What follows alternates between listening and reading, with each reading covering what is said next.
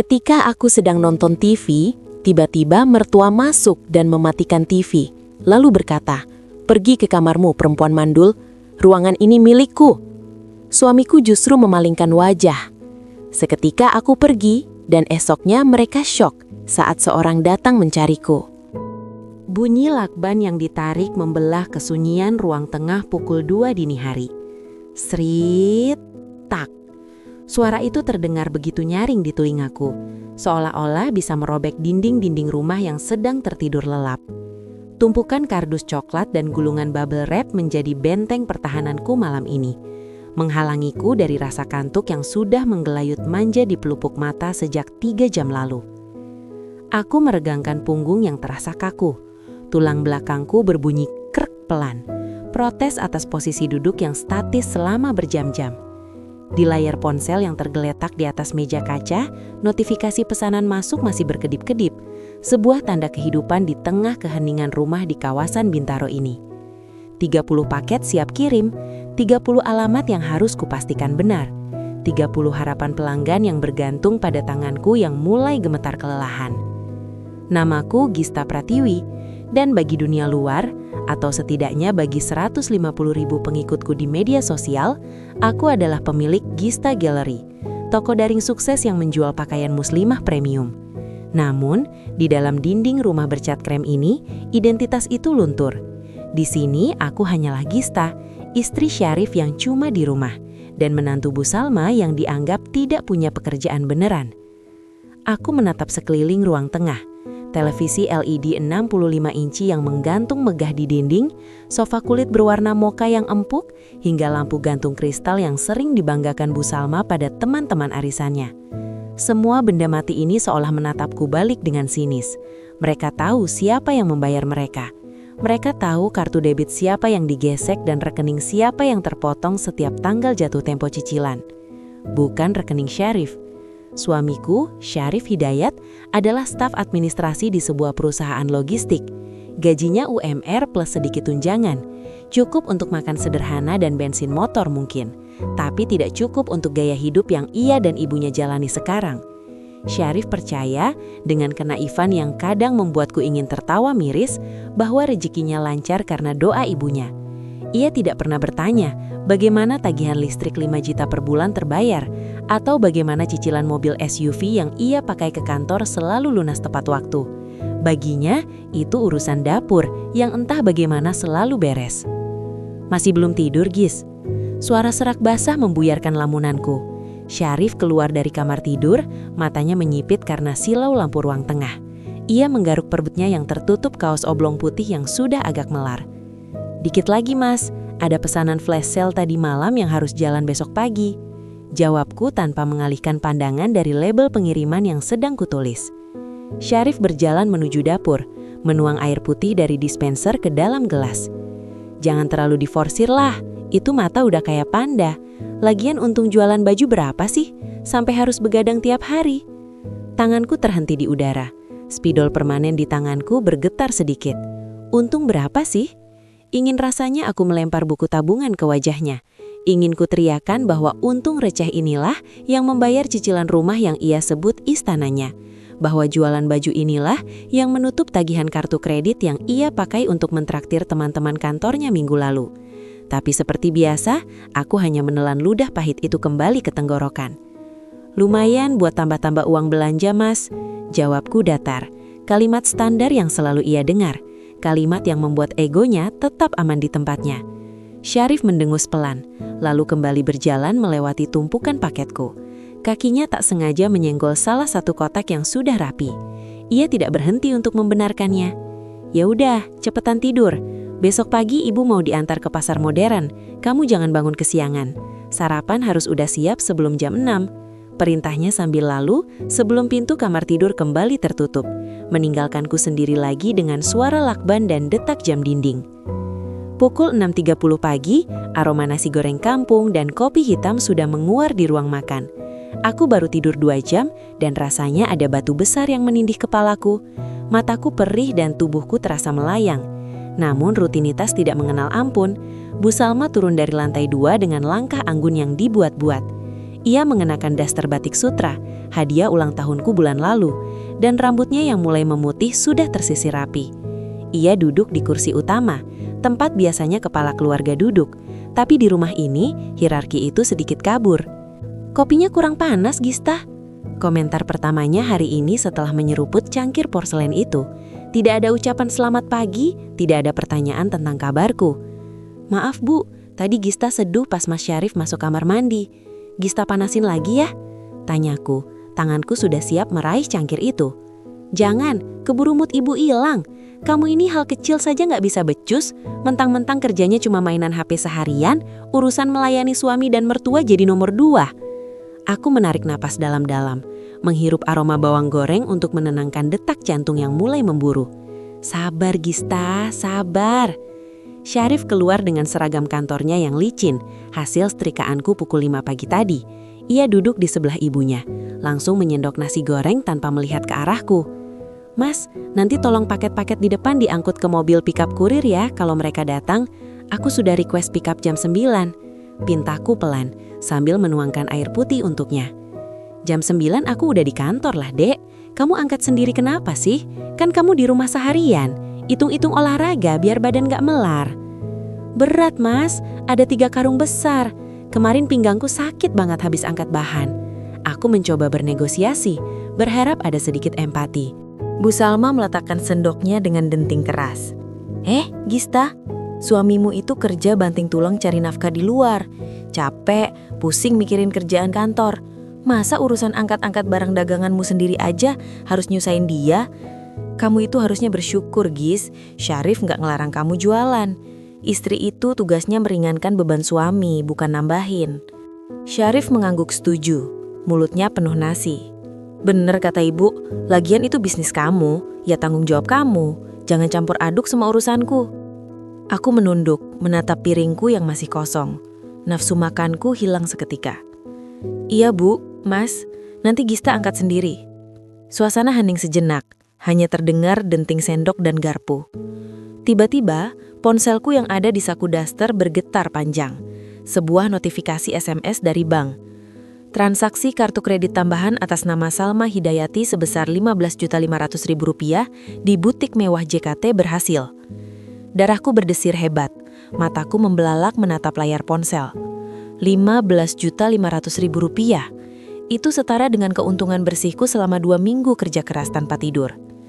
Aku mengangkat wajah, menatap Bu Salma yang kini sedang tersenyum simpul sambil mengoleskan selai ke roti bakarnya.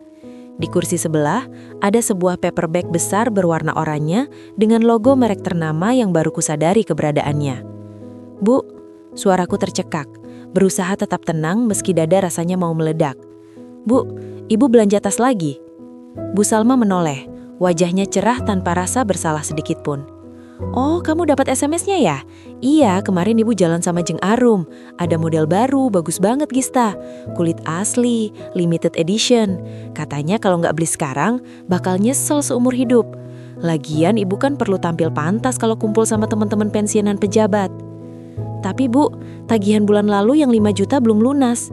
Gista baru bayar minimum payment-nya karena bulan ini penjualan lagi agak turun buat bayar supplier." Jelasku, berusaha logis, berusaha tidak terdengar seperti sedang memarahinya. Syarif yang sedari tadi diam, kini menatapku dengan tatapan tidak suka. "Astaga, Gis, pagi-pagi udah bahas duit, bikin sakit telinga aja." "Mas, ini bukan uang kecil, 15 juta Mas, itu uang modal yang harusnya aku putar." Suaraku naik 1 oktav tanpa sadar. "Ya elah, nanti juga keganti. Aku kan bulan depan mungkin dapat bonus tahunan. Nanti aku bantu bayar deh. Jangan pelit-pelit sama orang tua sendiri, Pak Mali. Rezeki seret nanti." Kata-kata itu lagi. Pelit, rezeki seret. Aku menatap Syarif, mencari tanda-tanda kebohongan atau setidaknya keraguan di wajahnya. Tapi nihil. Dia benar-benar percaya bahwa bonus tahunannya, yang ku tahu jumlahnya tak lebih dari 1 kali gaji, akan cukup menutupi gaya hidup ibunya. Dia lupa atau pura-pura lupa bahwa kartu kredit itu atas namaku, bahwa sayalah penjamin utamanya, bahwa jika macet, nama Gista Pratiwi yang akan masuk daftar hitam Bank Indonesia, bukan Syarif Hidayat. Bu Salma mendengus sinis, mengambil tas baru itu dari paper bag dan mengelusnya dengan penuh kasih sayang yang tak pernah ia tunjukkan padaku. Dengar itu kata suamimu. Kamu itu untung punya suami kayak Syarif. Sabar, gak banyak nuntut. Coba kalau kamu nikah sama orang lain. Belum tentu dibolehin pegang uang sendiri. Ini ibu beli tas juga buat jaga martabat keluarga Syarif, biar gak dipandang sebelah mata. Martabat? Gumamku lirih. Martabat yang dibangun di atas punggungku yang hampir patah. Martabat yang dibeli dengan keringat dingin saat aku tawar-menawar harga kain di Tanah Abang yang sesak. Aku berdiri, kaki kursiku berdecit kasar di lantai keramik. Gista mau siap-siap packing lagi. Mas, nanti kalau berangkat pintu pagar tolong ditutup rapi ya. Kurir sering susah masuk kalau pagernya setengah terbuka. Tanpa menunggu jawaban, aku berbalik meninggalkan meja makan. Terdengar samar suara Bu Salma di belakangku. Dasar menantu gak tahu adab, diajak ngomong malah nyelonong pergi. Untung kamu sabar ya, Rif. Iya Bu, maklumlah, mungkin lagi datang bulan jadi sensi, sahut Syarif lalu tertawa kecil. Aku menutup pintu ruang kerjaku, yang sebenarnya adalah kamar tamu yang kualihfungsikan, dan bersandar di baliknya. Tubuhku merosot perlahan hingga aku terduduk di lantai yang dingin. Tidak ada air mata. Sudah lama air mataku kering untuk hal-hal seperti ini. Yang tersisa hanyalah rasa lelah yang amat sangat. Sebuah keletihan yang bukan hanya fisik, tapi merasuk ke tulang sumsum, menggerogoti jiwaku perlahan. Aku memandangi tumpukan kain yang menggunung di sudut ruangan. Ini duniaku, kerajaan kecilku. Satu-satunya tempat di mana aku memiliki kendali. Di luar pintu ini, aku hanyalah bayangan. Pilar tak kasat mata yang menopang atap yang menaungi orang-orang yang bahkan tak sudi melihat retakan di tubuhku. Tangan kananku meraba cincin kawin di jari manis. Dulu, 3 tahun lalu, cincin ini terasa hangat dan menjanjikan masa depan. Sekarang terasa dingin dan berat, seperti belenggu emas yang mengikatku pada sebuah komedi tragis. Aku bangkit berdiri. Ada 30 paket lagi yang harus disiapkan sebelum siang. Ada tagihan kartu kredit 15 juta yang harus kupikirkan cara melunasinya tanpa mengganggu cash flow toko. Dan ada realitas pahit yang harus kutelan bulat-bulat. Bagi mereka, aku hanyalah mesin ATM yang bisa bernafas dan memasak. Aku meraih gunting dan lakban lagi. Sret, tak. Suara itu kembali bergema. Kali ini bukan hanya sebagai suara packing, tapi sebagai ritme monoton dari hidupku yang perlahan-lahan menghilang warnanya. Aku bekerja untuk mereka yang tidak menghargaiku, membiayai kemewahan yang digunakan untuk merendahkanku. Ironi ini begitu kental hingga rasanya mencekik leherku. Namun pagi ini ada yang berbeda. Rasa lelah itu bercampur dengan sesuatu yang lain, sesuatu yang dingin dan keras di dasar hatiku. Saat melihat notifikasi bank itu tadi, ada seutas benang kesabaran yang rasanya mulai merenggang, menipis, siap untuk putus kapan saja. Aku belum tahu kapan saat itu akan tiba, tapi aku tahu aku tidak bisa menjadi pilar ini selamanya. Sebuah pilar, sekuat apapun beton dan bajanya, jika terus dihantam badai tanpa pernah dirawat, pada akhirnya akan runtuh juga. Dan ketika aku runtuh, aku pastikan atap yang kutopang ini akan ikut hancur bersamaku. Aku menatap layar komputer, mencetak risi pengiriman satu persatu. Fokus Gista, fokus pada uangnya. Karena hanya uang inilah satu-satunya senjata yang kau miliki saat perang yang sesungguhnya meletus nanti. Denting sendok yang beradu dengan piring keramik terdengar seperti lonceng kematian di telingaku malam itu. Suara itu tajam, ritmis, dan memecah keheningan yang menyesakkan di ruang makan yang ukurannya tak seberapa ini. Udara terasa berat, bukan karena ventilasi yang buruk, melainkan karena atmosfer permusuhan yang menggantung tebal di atas kepala kami. Seolah-olah atap rumah sedang turun perlahan untuk menghimpitku. Aku menatap piringku sendiri. Nasi putih yang mulai dingin dan sepotong rendang yang kupasak tadi pagi-pagi buta sebelum kurir ekspedisi datang menjemput paket. Rasanya hambar di lidahku.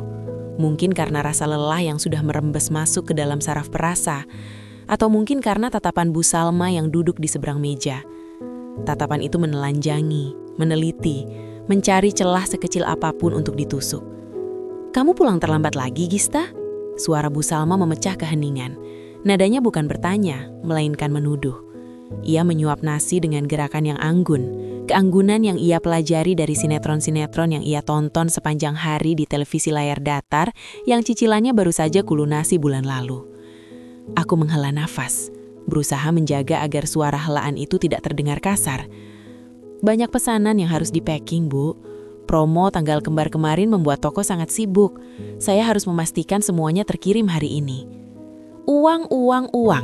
cibir Bu Salma sambil meletakkan sendoknya dengan sedikit bantingan. Di kepalamu itu isinya cuma uang. Kamu pikir suami kamu ini tidak mampu menafkahi? Aku melirik Syarif yang duduk di ujung meja. Suamiku, laki-laki yang 3 tahun lalu berjanji akan menjadi pelindungku. Dia sedang sibuk mengunyah. Matanya terpaku pada layar ponsel, seolah-olah perdebatan ini adalah siaran radio latar belakang yang tidak penting. Dia mendengar ibunya merendahkanku. Aku tahu itu. Telinganya tidak tuli, tapi dia memilih untuk menjadi tuli. Mas Syarif tahu seberapa keras saya bekerja. Jawabku pelan. Mataku beralih kembali ke piring. Ini untuk kebutuhan kita semua, Bu. Kebutuhan apa? Bu Salma mendengus kasar. Kami makan cukup, rumah ada, listrik menyala. Itu semua karena Syarif bekerja keras di kantor. Kamu itu cuma pelengkap. Jangan merasa sok paling berjasa hanya karena kamu jualan barang-barang receh di internet. Darahku berdesir naik ke kepala. Barang receh? Bisnis daring yang ia sebut receh itu adalah alasan mengapa ia bisa memakai daster sutra yang sekarang melekat di tubuh gemuknya. Bisnis itu yang membayar tagihan listrik yang ia boroskan dengan menyalakan AC sepanjang hari. Bisnis itu yang menutupi kartu kredit Syarif yang limitnya selalu jebol setiap tanggal 2. Mas, panggilku, menuntut pembelaan. Mas Syarif, tolong jelaskan ke ibu. Syarif akhirnya mengangkat wajahnya. Ada sisa bumbu rendang di sudut bibirnya. Dia tampak terganggu karena harus terlibat. Sudahlah Gis, ibu cuma mengingatkan. Kamu memang terlalu sibuk belakangan ini. Wajar kalau ibu merasa kamu kurang memperhatikan rumah. Jawaban itu seperti tamparan dingin di pipiku. Bukan pembelaan yang kudapat, melainkan validasi atas penghinaan ibunya. Hatiku mencelos. Rasa lelah di punggungku yang terasa seperti dipukuli balok kayu tiba-tiba berubah menjadi nyeri yang menjalar ke dada. Kurang memperhatikan rumah? Suaraku mulai bergetar, bukan karena sedih, tapi karena emosi yang tertahan di kerongkongan. Siapa yang masak rendang ini jam 4 pagi? Siapa yang mencuci baju kalian sebelum berangkat ke gudang? Siapa yang membayar? Cukup, potong Bu Salma tajam. Ia mencondongkan tubuhnya ke depan, matanya menyipit penuh kebencian. Jangan mulai mengungkit-ngungkit, itu kewajiban istri, kewajiban menantu. Kamu pikir kamu siapa? Ratu. Ia mengambil gelas airnya, meminumnya sedikit, lalu meletakkannya kembali dengan bunyi tak yang keras. Kalau kamu memang istri yang baik, Gista, lanjut Bu Salma. Suaranya melunak tapi dengan bisa yang lebih mematikan. Seharusnya rumah ini sudah ramai dengan suara tangisan bayi. 3 tahun, Gista. 3 tahun kamu numpang di sini, makan dari keringat anakku, tapi perutmu itu... Ia menunjuk perutku dengan jari telunjuknya yang memakai cincin emas, cincin yang kubelikan saat ulang tahunnya tahun lalu. Masih rata, kosong, seperti tanah tandus.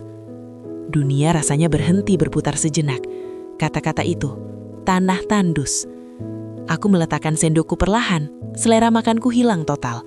Tenggorokanku tercekak oleh gumpalan rasa sakit yang tajam. Isu tentang anak adalah wilayah sensitif yang selama ini kusimpan rapat-rapat, sebuah keputusan sadar yang kubuat karena aku tak ingin membawa nyawa baru ke dalam neraka finansial dan emosional ini.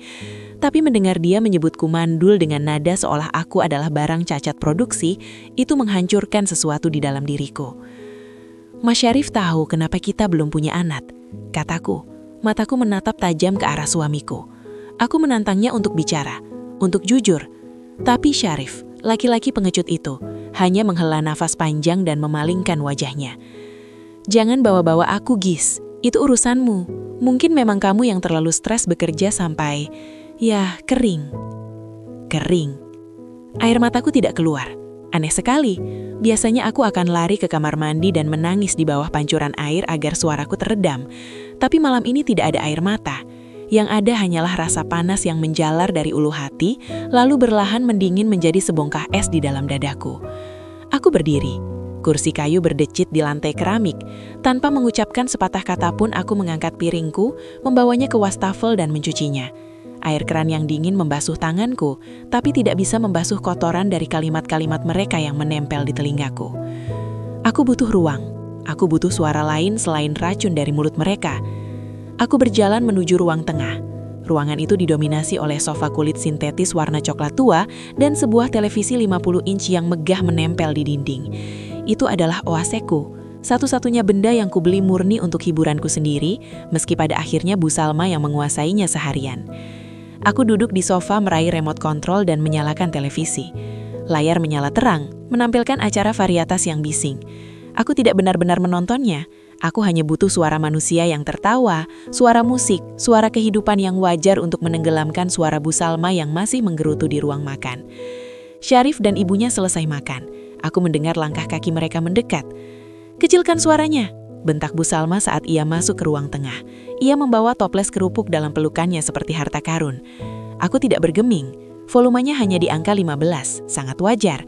"Saya ingin menonton sebentar, Bu. Kepala saya pusing." Pusing. Alasan. Bu Salma berjalan cepat ke arahku, atau lebih tepatnya ke arah televisi. Tanpa peringatan, ia menyambar remote itu dari tanganku dengan kasar. Kuku jarinya sempat menggores kulit punggung tanganku, meninggalkan jejak putih yang perih. Klik. Layar menjadi hitam. Suara latahan dari televisi hilang digantikan oleh dengung sunyi yang memekakkan telingaku. Aku terdiam, menatap pantulan diriku yang samar di layar hitam televisi mati. Mataku beralih ke arah Bu Salma yang sekarang berdiri menjulang di depanku dengan napas memburu, seolah-olah aku baru saja melakukan kejahatan besar. Syarif berdanda di belakangnya, bersandar pada kusen pintu, diam 1000 bahasa. "Kenapa dimatikan?" tanyaku. Suaraku datar, rendah, hampir tak terdengar seperti suaraku sendiri.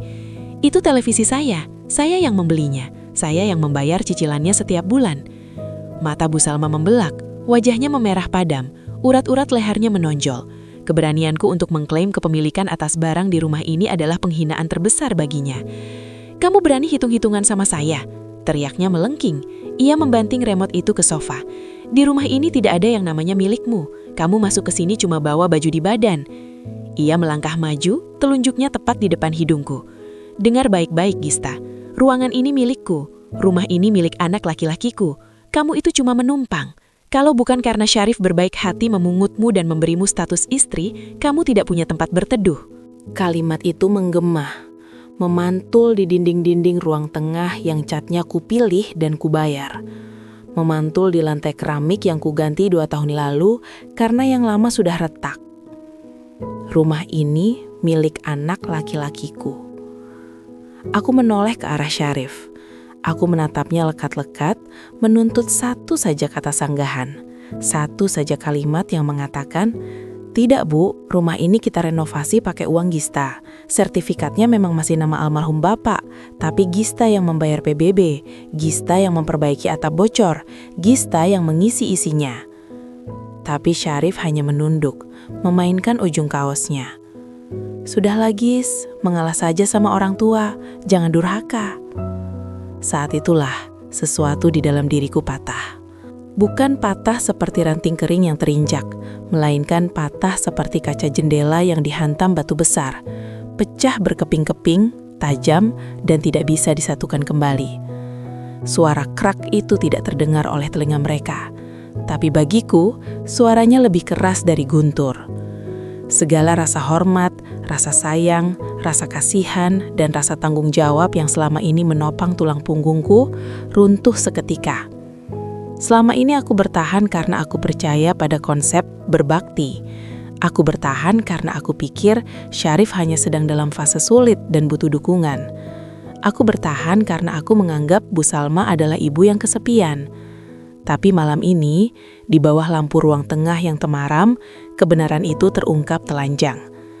Mereka bukan keluarga yang butuh dukungan. Mereka adalah parasit yang merasa berhak atas inang yang mereka hisap darahnya. Dan Syarif, dia bukan suami yang sedang berjuang. Dia adalah laki-laki yang menikmati kenyamanan dari penderitaan istrinya demi menjaga ego rapuhnya di hadapan ibunya. Aku menatap Bu Salma. Tidak ada lagi rasa takut.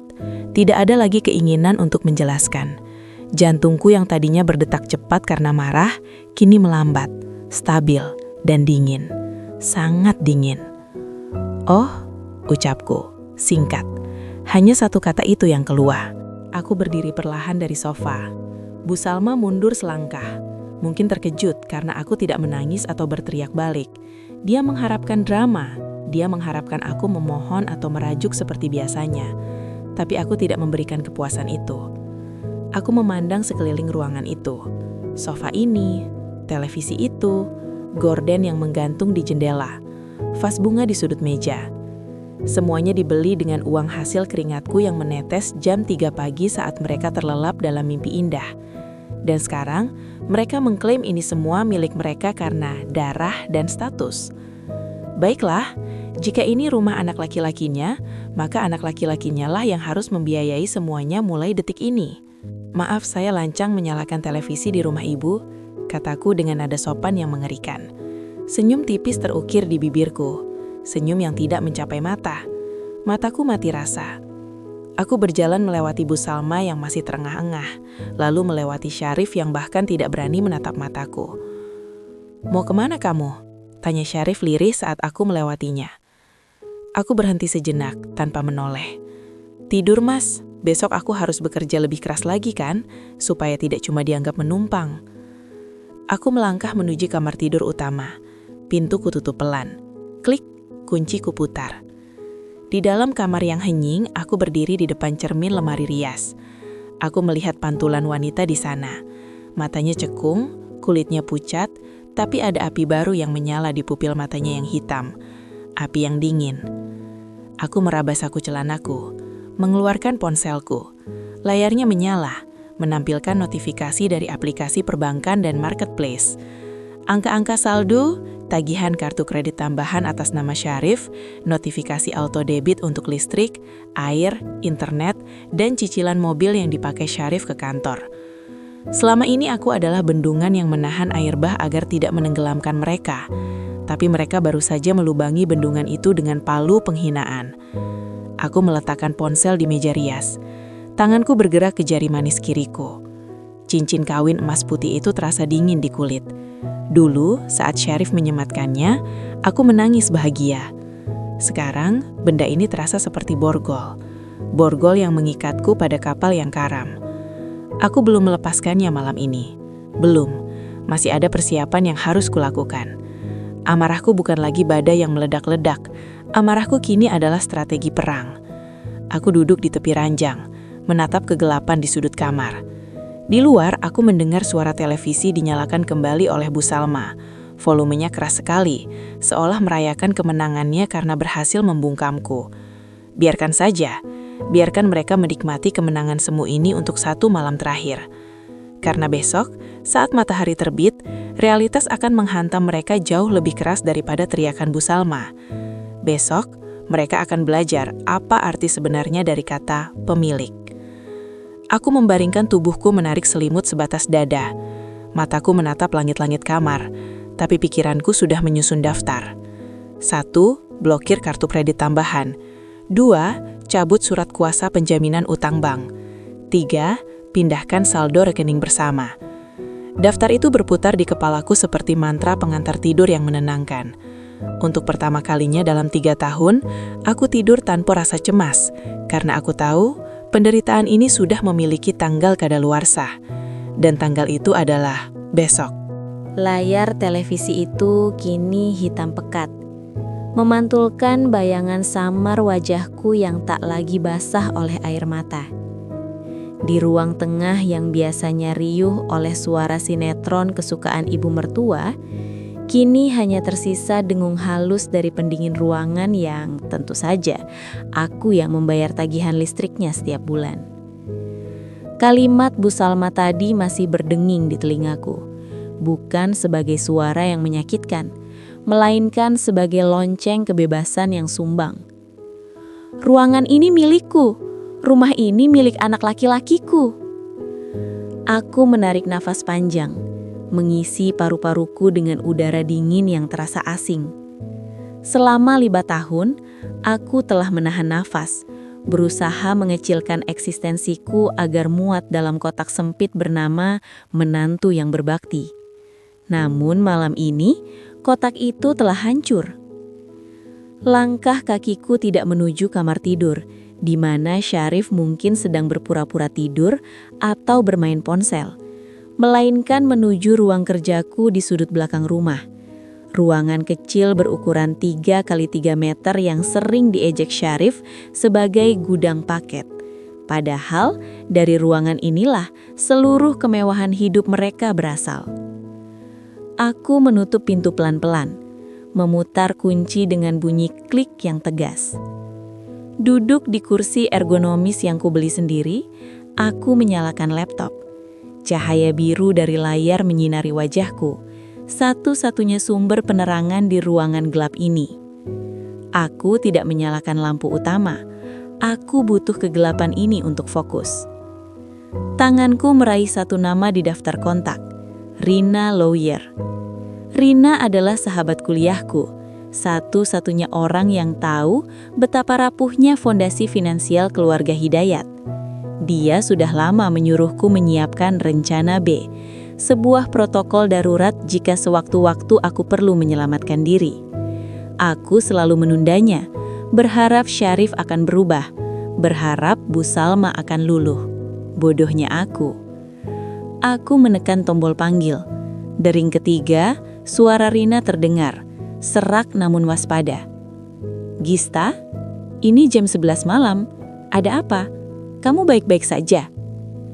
"Rin," suaraku tenang, datar, tanpa getar sedikit pun. "Aktifkan protokolnya, sekarang." Hening sejenak di ujung sana. Rina dengan insting pengacaranya yang tajam tidak bertanya kenapa. Dia tahu kenapa itu sudah menumpuk bertahun-tahun. "Kamu yakin, Gis? Begitu aku kirim notifikasi pencabutan penjaminan ke bank, besok pagi prosesnya akan bergulir. Tidak ada tombol Ando tanpa biaya penalti yang besar." "Aku tidak butuh tombol Ando. Aku butuh tombol delete.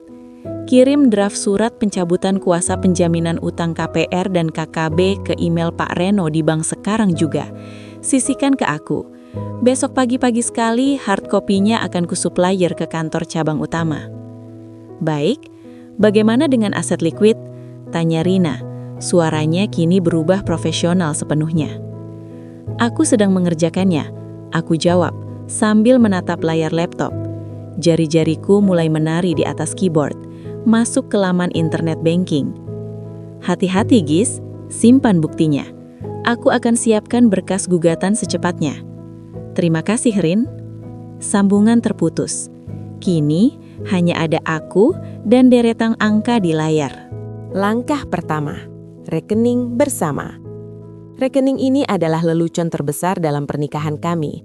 Labelnya bersama, tapi 95% isinya adalah transferan dari laba toko daringku. Syarif hanya menyumbang remah-remah dari gaji bulanannya yang tak seberapa. Itu pun sering diambilnya kembali dengan alasan keperluan mendesak. Aku melihat saldo terakhir, 150 juta rupiah. Uang yang rencananya akan dipakai Bu Salma untuk renovasi dapur bulan depan. Permintaan yang ia sampaikan dengan nada memerintah, bukan meminta.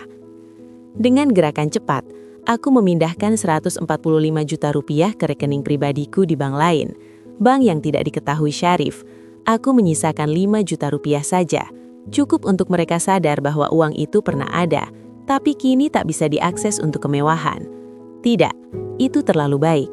Aku memindahkan semuanya, 0 rupiah. Biarlah ini menjadi pesan pertama yang mereka baca. Langkah kedua, kartu kredit tambahan. Syarif memegang kartu kredit tambahan dengan limit gabungan 50 juta rupiah yang induknya atas namaku. Kartu yang ia gunakan untuk mentraktir teman-temannya, membeli gadget terbaru, dan menjaga gengsinya sebagai suami sukses. Aku masuk ke menu pengaturan kartu. Kursor tikusku melayang di atas opsi blokir permanen. Aku teringat saat Syarif melempar tagihan kartu kredit ke mejaku bulan lalu sambil berkata, "Bayarin dulu, Gis, nanti aku ganti pas bonus cair." Bonus itu tidak pernah ada. Yang ada hanyalah keringatku mengepak ribuan paket gamis dan hijab hingga pukul 3 pagi. Klik. Kartu tambahan 1234 5678 XXXX XXXX telah berhasil diblokir. Notifikasi hijau itu muncul di layar, memberiku kepuasan yang aneh, seperti mencabut duri yang sudah lama bernanah di daging. Langkah ketiga, auto debit. Ini adalah bagian yang paling krusial. Listrik, air, internet fiber optik 100 Mbps yang dipakai Syarif main game seharian, langganan layanan streaming film yang ditonton Bu Salma, semuanya terhubung ke kartu debit utamaku. Satu persatu, aku menonaktifkan fitur auto debit itu. Listrik, nonaktif. Air PAM, non-aktif. IndiHome, non-aktif. Netflix, Spotify, YouTube Premium, non-aktif. Selesai, bisikku pada kegelapan. Aku menutup laptop dan memasukkannya ke dalam tas kerja. Rasanya aneh, jantungku tidak berdebar kencang karena takut, melainkan berdetak stabil dengan irama kebebasan. Aku tidak merasa bersalah. Rasa bersalah itu sudah mati saat Bu Salma mematikan TC yang kucicil dengan jerih payahku sendiri di rumah yang sertifikatnya ditahan bank karena jaminan namaku. Aku berdiri, melangkah keluar dari ruang kerja menuju kamar tidur utama. Di dalam kamar, Syarif sedang tertidur pulas. Dengkurannya terdengar berirama. Begitu damai, begitu tanpa beban. Ia tidur di atas kasur king size seharga 20 juta rupiah yang kubeli tahun lalu karena ia mengeluh punggungnya sakit. Ia tidur di bawah naungan atap yang cicilannya kubayar setiap tanggal 1. Betapa nyamannya menjadi parasit yang tidak sadar dirinya parasit. Aku tidak menyalakan lampu. Cahaya bulan yang masuk dari celah gorden cukup bagiku untuk melihat sekeliling. Aku membuka lemari pakaian pelan-pelan. Aku tidak akan membawa banyak, hanya baju-baju kerjaku, dokumen-dokumen penting perusahaan, perhiasan peninggalan almarhum ibuku, dan buku tabungan pribadiku. Baju-baju mahal yang Syarif minta aku belikan agar aku terlihat pantas saat mendampinginya di acara kantor, ku tinggalkan. Tas-tas bermerek yang Bu Salma paksa aku beli agar tidak memalukan keluarga, ku tinggalkan. Semua benda itu berbau penindasan. Aku memasukkan semuanya ke dalam koper kabin kecil. Gerakanku efisien dan senyap. Bertahun-tahun mengurus logistik toko online melatihku untuk mengepak barang dengan cepat dan rapi. Setelah koper tertutup, aku berdiri di sisi tempat tidur, menatap wajah suamiku untuk terakhir kalinya. Wajah yang dulu kucintai, wajah yang dulu menjanjikan perlindungan, tapi ternyata hanya menawarkan sangkar emas yang mematikan. Tidak ada benci yang meledak-ledak saat aku menatapnya. Hanya rasa kasihan yang dingin, kasihan pada pria dewasa yang memilih tetap menjadi anak kecil ibunya. Aku mengangkat tangan kiriku. Cincin kawin emas putih dengan berlian kecil ini melingkar di jari manisku. Dulu cincin ini terasa seperti janji suci, sekarang rasanya seperti borgol. Perlahan aku melepaskan. Ada bekas garis pucat di kulit jariku, tanda bahwa benda itu sudah terlalu lama di sana, menghalangi sirkulasi darah, menghalangi pertumbuhanku. Aku berjalan keluar kamar, menyeret koperku tanpa suara di atas lantai marmer. Di ruang makan, tempat pembantaian harga diriku terjadi beberapa jam lalu, aku berhenti. Meja makan dari kayu jati itu masih terlihat angkuh. Di sanalah aku dihina, di sanalah aku disebut mandul. Aku meletakkan cincin kawin itu di tengah meja makan. Logam dingin itu beradu pelan dengan permukaan kayu. Tuk, suara kecil yang menandakan berakhirnya sebuah era. Di sebelahnya aku meletakkan kunci mobil SUV keluarga. Mobil yang cicilannya juga atas namaku, tapi selalu dipakai Syarif. Aku tidak akan membawanya. Itu harta gono gini yang rumit. Biar bank yang mengambilnya nanti. Aku sudah memesan taksi online yang kini sedang menunggu di depan gerbang kompleks. Aku tidak meninggalkan surat. Tidak ada gunanya. Kata-kata tidak pernah sampai kepada mereka. Hanya tindakan drastis yang mampu menembus tebalnya ego mereka. Aku berjalan menuju pintu depan. Tanganku menyentuh gagang pintu yang dingin. Sesaat, aku menoleh ke belakang, memandang ruang tamu yang gelap, tangga menuju kamar Bu Salma dan lorong menuju kamar Syarif. Rumah ini bagus, megah, tapi kosong. Tidak ada kehangatan di sini, hanya dinginnya dinding yang dibangun dari uang keringatku dan semen keserakahan mereka. Ruangan ini milikmu, Bu. Sekarang kau benar-benar memilikinya, tanpa aku. Aku membuka pintu depan, melangkah keluar dan menutupnya kembali dengan hati-hati. Bunyi klik kunci pintu terdengar final. Udara malam menerpa wajahku, segar dan bebas. Tidak ada lagi bau obat nyamuk elektrik yang disukai Bu Salma. Tidak ada lagi aroma rokok Syarif yang menempel di sofa. Hanya bau tanah basah dan angin malam. Di depan gerbang, sebuah mobil hitam sudah menunggu. Supirnya keluar membantu mengangkat koperku. "Mbak Gista?" "Ya Pak, ke hotel di pusat kota ya," jawabku sambil masuk ke kursi belakang. Saat mobil mulai melaju menjauh, aku tidak menoleh ke belakang. Aku menatap lurus ke depan, ke jalanan aspal yang terbentang di bawah lampu jalan yang kekuningan. Ponselku bergetar, satu notifikasi email masuk dari bank. Permohonan pencabutan penjaminan kredit sedang diproses, status prioritas. Sudut bibirku terangkat sedikit. Ini bukan pelarian, ini adalah eksekusi strategi. Malam ini mereka tidur nyenyak dalam ilusi bahwa mereka adalah raja dan ratu di istana mereka. Mereka tidak tahu bahwa fondasi istana itu baru saja kucabut. Dan besok pagi, saat matahari terbit, realitas akan runtuh menimpa kepala mereka. Aku menyandarkan kepala ke jok mobil, memejamkan mataku. Untuk pertama kalinya dalam 5 tahun, aku bisa tidur tanpa beban utang orang lain di pundakku. Strategi senyap sang ratu telah dimulai. Pagi itu, sinar matahari menembus tirai tipis kamar hotel bintang 4 tempatku menginap, membawa kehangatan yang asing namun menenangkan. Untuk pertama kalinya dalam 5 tahun pernikahan, aku terbangun tanpa alarm yang menjerit pukul 4 pagi. Tidak ada kewajiban menyiapkan sarapan, tidak ada baju kemeja Syarif yang harus disetrika licin, dan yang paling melegakan, tidak ada suara lengkingan Bu Salma yang mengeluh tentang bubur ayam yang kurang asin atau lantai yang kurang bersih. Kebebasan ini memiliki aroma. Aromanya seperti spray linen bersih dan kopi espresso yang baru saja diantar layanan kamar. Namun, kedamaian di kamar ini berbanding terbalik dengan benda persegi pipih yang tergeletak di atas nakas.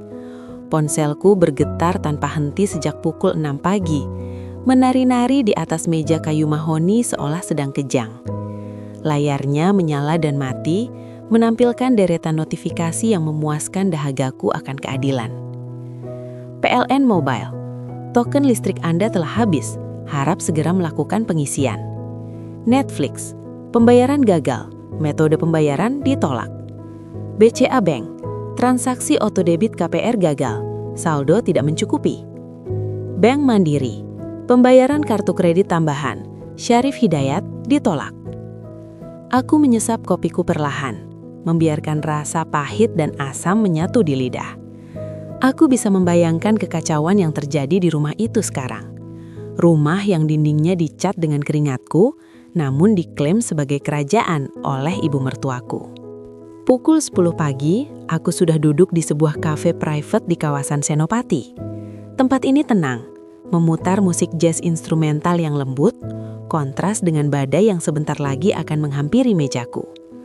Aku telah membuka blokir nomor Syarif 1 jam yang lalu, hanya untuk mengirim 1 pesan singkat. Temui aku di Cafe Gianti. Sekarang, bawa surat tagihan yang kau terima. Tidak butuh waktu lama, sosok itu muncul di pintu kaca. Syarif Hidayat, pria yang dulu kupuja sebagai imam, kini terlihat seperti orang yang baru saja selamat dari bencana alam. Kemejanya kusut, tentu saja, karena aku tidak di sana untuk menyetrikanya.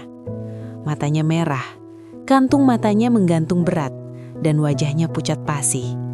Ia mengedarkan pandangan dengan panik, dan saat matanya menangkap sosokku, ada campuran antara kemarahan dan keputusasaan yang meledak di sana.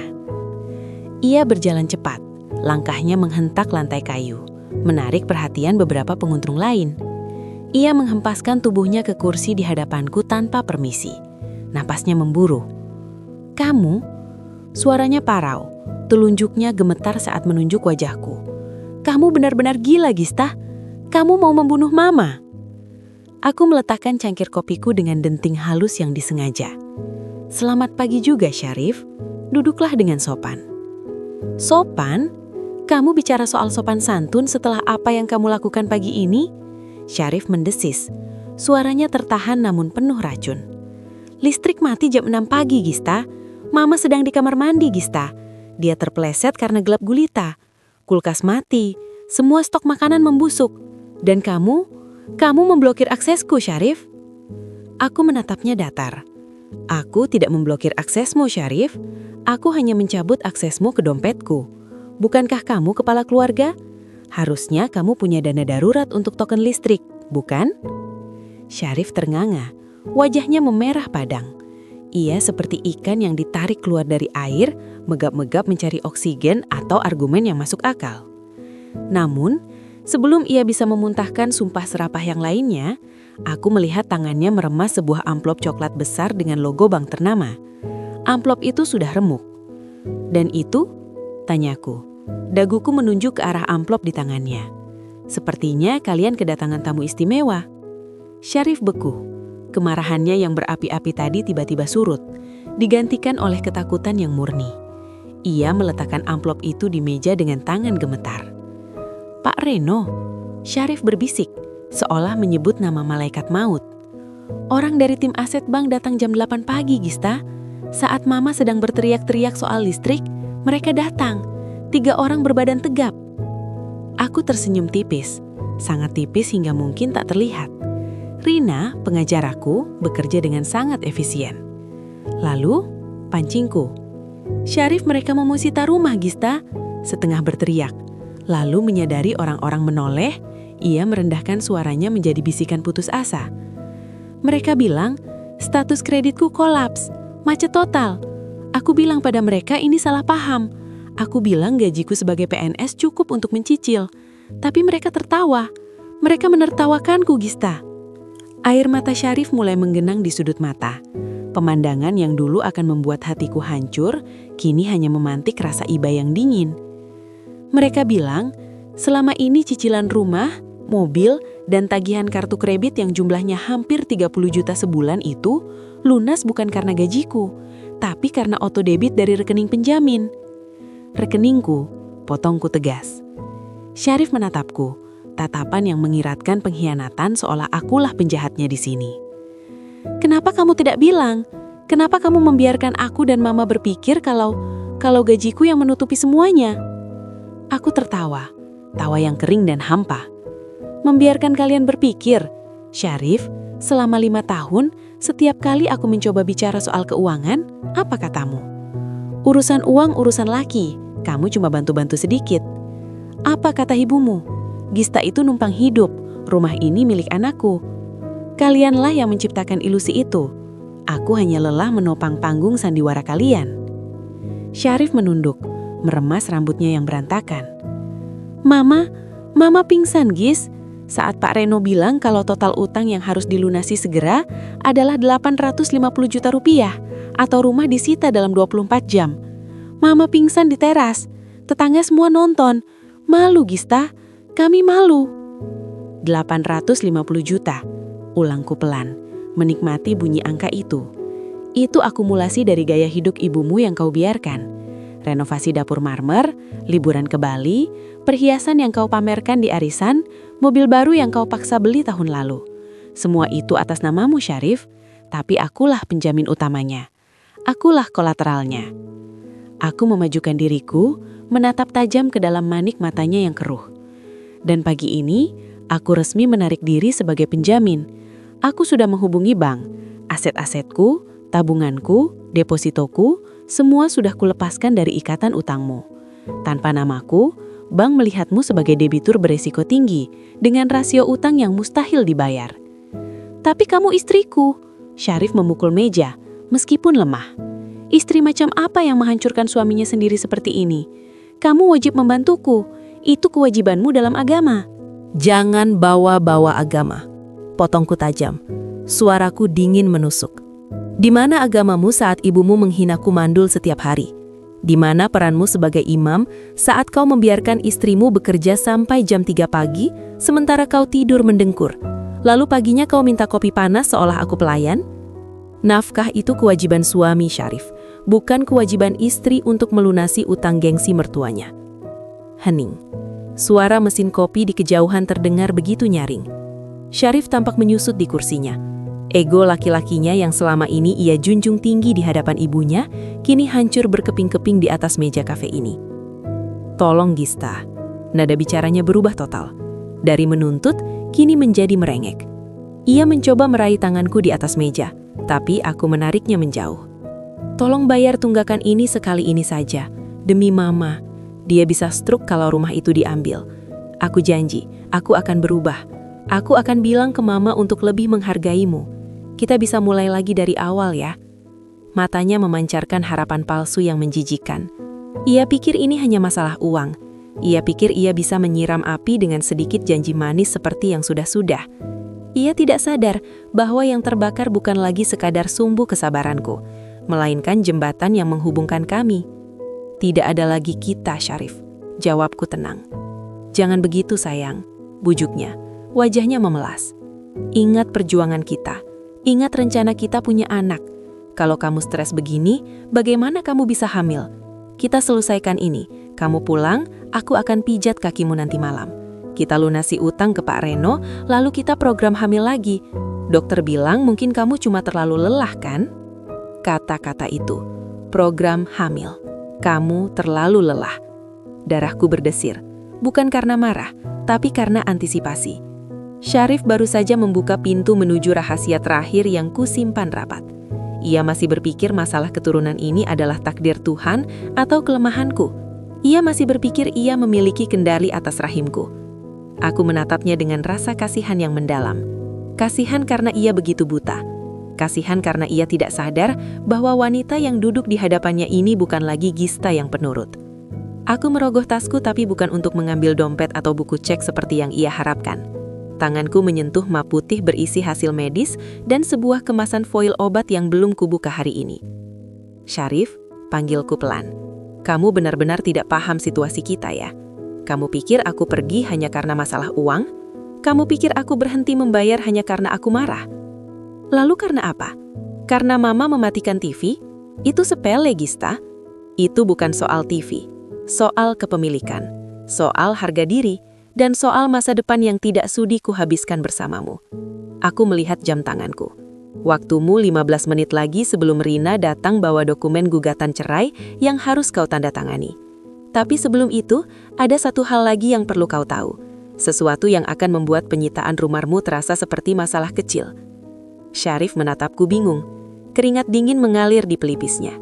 Ia tidak tahu bahwa dalam beberapa menit ke depan, sisa-sisa harga dirinya akan kulenyapkan sepenuhnya. Ia datang ke sini berharap aku menjadi penyelamat, tapi ia akan pulang menyadari bahwa akulah arsitek dari kehancurannya.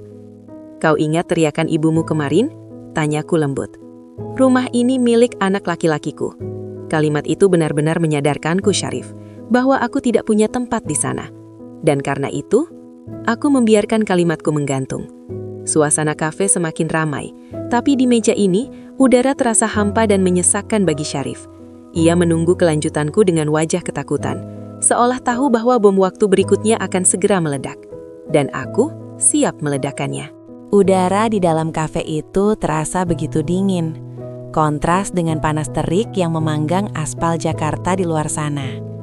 Namun, sedingin apapun pendingin ruangan ini bekerja, tidak ada yang bisa menandingi beku yang kini menyelimuti hatiku. Di hadapanku, duduk seorang laki-laki yang selama 5 tahun terakhir tidur di sampingku. Berbagi nafas, namun ternyata tak pernah benar-benar mengenalku. Syarif tampak kacau. Kemejanya kusut, ada noda kopi di ujung lengan yang biasanya selalu licin berkat setrikaan uapku. Kantung matanya hitam dan dalam, tanda kurang tidur yang nyata. Tangan kanannya gemetar saat ia mencoba menyesap americano yang kupesankan. Minuman yang dulu selalu ia keluhkan terlalu pahit, tapi sekarang hanya itu yang sanggup ia terima, karena aku tak memesankan makanan apapun. Dek, suaranya parau, pecah di tengah keramaian samar pengunjung lain. Ia mencoba meraih tanganku di atas meja, tapi aku menariknya perlahan. Gerakan kecil itu membuatnya tersentak, seolah aku baru saja menamparnya. Gista, tolonglah. Ia melanjutkan, kini dengan nada memohon yang menyedihkan. Ibu sakit, Gis. Dia syok berat setelah orang-orang bank itu datang kemarin. Tensi darahnya naik sampai 180. Kamu tega melihat ibu mati karena serangan jantung? Aku menatapnya lurus-lurus.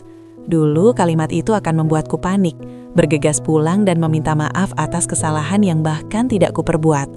Tapi hari ini, aku hanya melihat manipulasi usang yang kehilangan taringnya. Ibumu tidak sakit karena aku, Rif, jawabku tenang. Suaraku datar, tanpa emosi. Dia sakit karena kenyataan. Kenyataan bahwa tahta yang ia banggakan ternyata terbuat dari pasir, dan ombak baru saja menyapunya. Tapi kita bisa perbaiki ini. Selah Syarif cepat, matanya membesar penuh harap. Aku akan berubah, ibu juga. Ibu janji akan lebih menghargaimu. Kita bayar utang itu pelan-pelan. Kamu cairkan saja deposito usahamu. Atau ambil pinjaman baru atas nama toko. Tokomu kan besar, Gis. Pasti bisa menutupi 850 juta itu.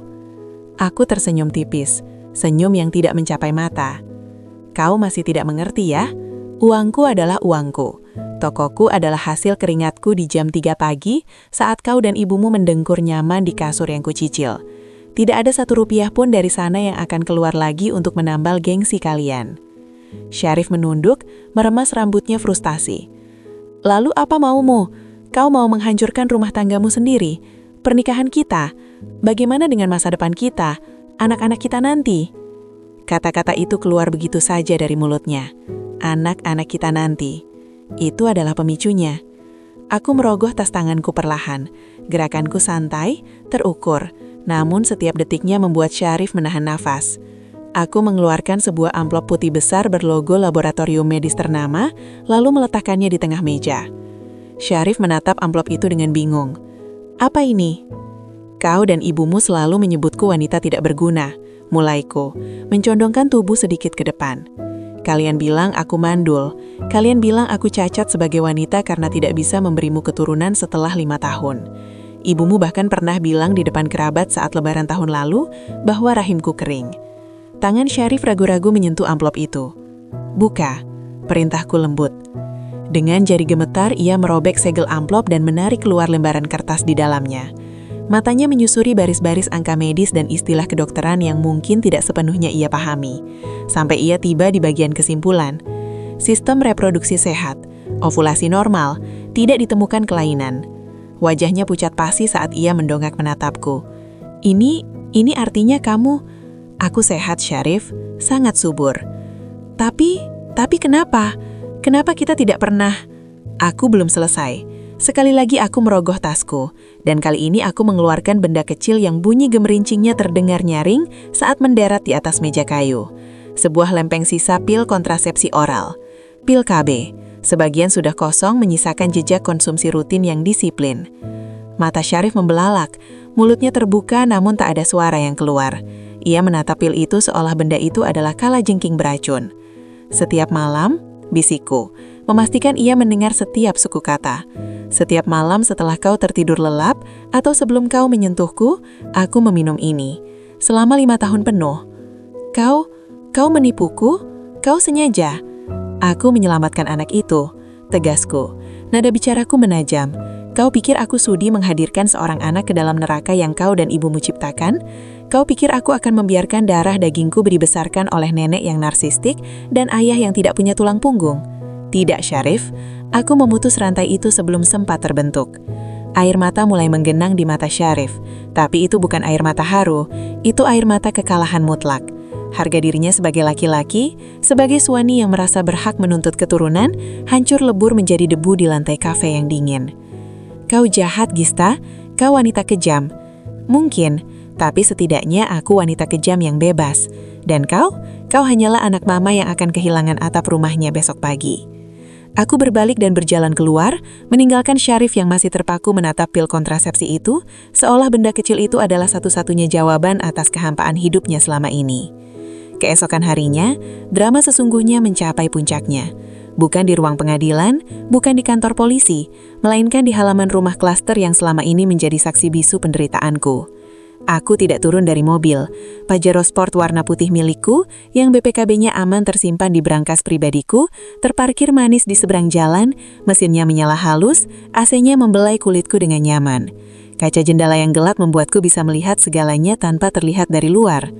Di sana, di depan rumah bercat krem itu, sebuah truk engkel besar sudah terparkir. 2 orang pria berseragam biru sedang menggotong sofa kulit Ipali kebanggaan Bu Salma. Sofa yang ia beli dengan kartu kredit tambahan Syarif, yang tagihannya selalu aku yang bayar. Dan di teras, pemandangan itu sungguh tragis sekaligus memuaskan. Bu Salma sedang berteriak histeris. Ia mencengkram lengan salah satu petugas eksekusi bank, menunjuk-nunjuk ke arah dalam rumah. Meski aku tidak bisa mendengar suaranya karena kekedapan kabin mobilku, aku bisa membaca gerak bibirnya. Ini rumahku, anakku yang beli, kalian perampok. Ia tampak tua, jauh lebih tua dari biasanya. Rambutnya yang biasa disasak tinggi kini berantakan. Daster batiknya lusuh. Tidak ada lagi wibawa nyonya besar yang biasa ia pamerkan saat mematikan televisiku atau memarahiku karena masakan kurang asin. Ia hanyalah seorang wanita tua yang kehilangan segalanya karena keserakahan sendiri. Lalu Syarif keluar. Ia membawa koper besar di satu tangan dan memapah ibunya dengan tangan lain. Ia mencoba menenangkan Bu Salma, tapi ibunya justru memukul dada Syarif berkali-kali, menyalahkannya. Syarif hanya menunduk. Ia tampak kerdil, bahunya merosot, seolah beban dunia akhirnya benar-benar menimpanya tanpa ada aku yang menopangnya lagi. Petugas bank terus bekerja dengan efisiensi yang dingin. Televisi layar datar 60 inci yang dimatikan Bu Salma dengan kasar malam itu kini diangkut keluar. Kulkas 2 pintu, meja makan jati. Semua benda yang mereka klaim sebagai hak milik mereka kini kembali pada pemilik aslinya, pemberi utang. Sesaat, Syarif menoleh ke arah jalan. Tatapannya menyapu sekeliling, mungkin mencari keajaiban. Atau mungkin berharap aku akan datang seperti pahlawan bodoh yang selalu menyelamatkan mereka di detik terakhir. Matanya sempat terkunci pada mobilku. Ia pasti mengenali plat nomornya. Ia mengambil langkah maju, seolah hendak berlari mendekat. Tangannya terangkat, mulutnya meneriakkan namaku. Gista. Aku menatapnya dari balik kaca hitam. Tidak ada lagi detak jantung yang memburu. Tidak ada rasa benci yang membakar. Yang tersisa hanyalah rasa kasihan yang ganjil. Kasihan melihat betapa tidak berdayanya seorang laki-laki dewasa yang tidak pernah belajar berdiri di atas kakinya sendiri. Mereka seperti parasit yang kehilangan inangnya, bingung, lapar, dan sekarat. Tanganku bergerak ke konsol tengah, menekan tombol power audio mobil. Alunan musik jazz lembut mulai mengisi kabin, meredam pemandangan kacau di luar sana, seperti adegan film bisu. Aku menginjak pedal gas perlahan. Mobil meluncur halus meninggalkan trotoar. Melalui kaca spion, aku melihat Syarif jatuh berlutut di aspal saat menyadari mobilku tidak berhenti. Bu Salma terduduk di samping tumpukan kardus sisa, menangis meraung-raung ke langit. Rumah itu kini kosong, gelap, dan tak bertuan. Sama seperti masa depan mereka. Di kursi penumpang di sebelahku, sebuah amplop coklat tebal terletak rapi. Gugatan cerai yang sudah kutandatangani, siap dikirimkan oleh pengacaraku besok pagi. Di sebelahnya, paspor dan tiket penerbangan first class menuju Zurich. Eropa selalu menjadi impianku. Impian yang tertunda bertahun-tahun karena harus membiayai gaya hidup mereka. Aku menarik napas panjang, menghirup aroma parfum mobil yang segar, aroma kebebasan. Rantai itu sudah putus. Ilusi bahwa aku membutuhkan mereka, atau bahwa pengabdian buta adalah bentuk cinta, telah sirna. Aku tidak menghancurkan hidup mereka. Aku hanya berhenti membiayai sandiwara mereka. Dan saat lampu panggung dimatikan, mereka harus menghadapi kegelapan yang mereka rajut sendiri. Mobilku melaju semakin kencang membelah jalan tol menuju bandara. Aku tidak menoleh ke belakang. Di depan sana, cakrawala membentang luas. Dan untuk pertama kalinya dalam waktu yang sangat lama, seluruh pemandangan itu adalah milikku sepenuhnya.